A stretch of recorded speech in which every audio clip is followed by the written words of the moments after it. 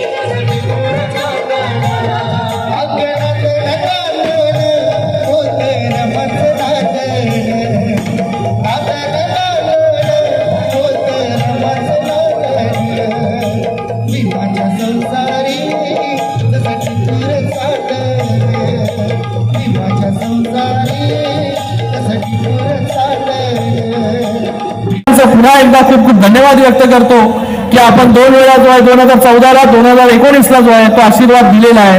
आता देखील तुमचा आशीर्वाद घेण्यासाठी मी आलो आहे आणि तुमचा आशीर्वाद 2024 मध्ये देखील मिळेल अशी अपेक्षा या ठिकाणी व्यक्त करतो आणि माझे 2 शब्द संपवतो। धन्यवाद। जय हिंद, जय महाराष्ट्र, जय भीम। प्रश्न करा जरा लवकर खालती घ्या, थोडा खालती। आता रिपब्लिकन पक्षाचा हा पहिलाच मेळावा म्हणजे भगवान भालेराव हे आमचे शहराचे अध्यक्ष आहेत आणि त्यांनी या ठिकाणी श्रीकांत शिंदे यांच्या प्रचारार्थ ठेवला होता आणि या मेळाव्याला जो प्रतिसाद आहे तो बघितल्यानंतर या ठिकाणी श्रीकांत शिंदे यांना प्रचंड अशा पद्धतीचं बहुमत मिळेल अशा पद्धतीची आम्हाला अपेक्षा आहे। नरेंद्र मोदींच्या नेतृत्वाखाली आम्हाला देश मजबूत करायचा आहे, समाजामध्ये फूट पाडायची नाही। पण एका बाजूला इंडिया आघाडी जी आहे, इंडिया आघाडी समाजामध्ये फूट पाडण्याचा प्रयत्न करत आहे। राहुल गांधी एका बाजूला भारत जोडो यात्रा काढतात आणि दुसऱ्या बाजूला भारताला तोडण्याची भूमिका मांडत असतात।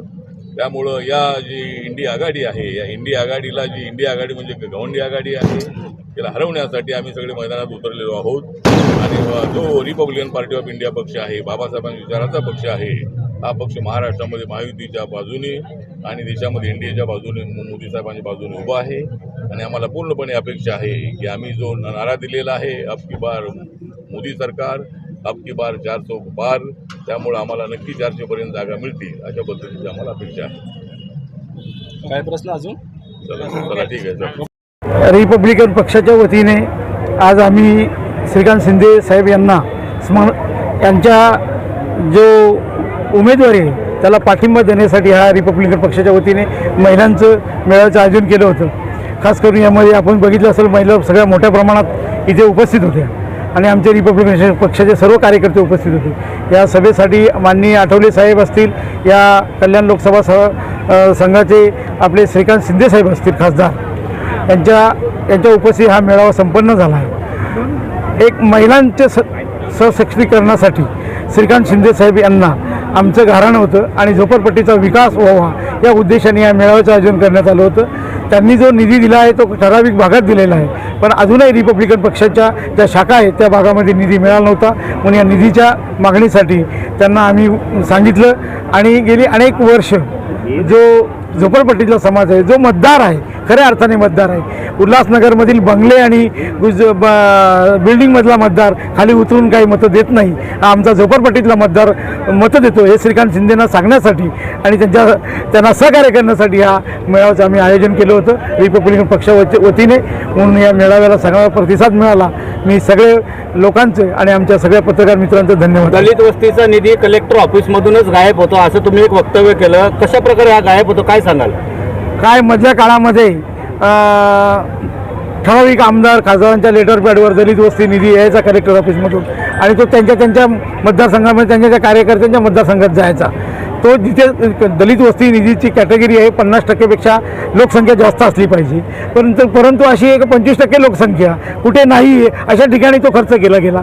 त्याच्यामुळे माझ्या कलेक्टरांच्याकडे पण आक्षेप होता आणि खासदारांच्या बाबतीतही माझा त्यावेळी आक्षेप होता, पण खासदारांनी आता कबूल केलं आहे। तुम्ही सगळ्यांनी बघितलं असेल निधी देण्या संदर्भात त्यांनी आमची मागणी मान्य केलेली आहे आणि आमच्या रिपब्लिकन पक्षात जिथे जिथे शाखा आहेत तिथे निधी देण्याचं काम आम्ही त्यांच्याकडून करून घेऊ।